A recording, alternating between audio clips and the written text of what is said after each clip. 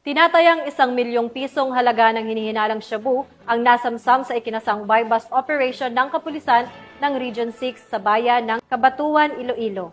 Magbabalita dyan si Patrolwoman Ledilyn Bansagon.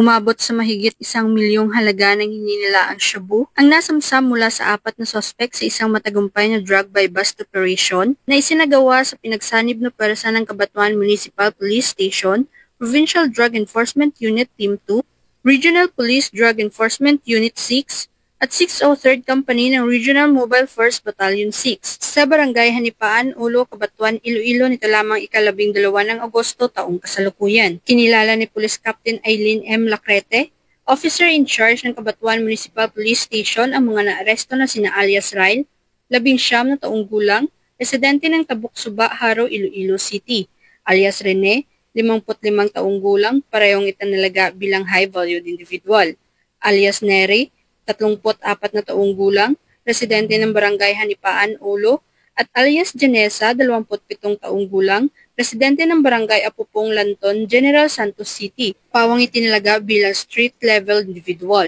Samantala, nakatakas naman ng isa pang suspect na si alias Rodelito na itinuring ding high-valued individual. Na-recover ang 8 sachet ng hininilaang shabu at 1 sachet na ginamit bilang buy-bust item na may kabuuang timbang na 140 gramo at tinatayang nagkakahalaga ng halos 1 milyong piso.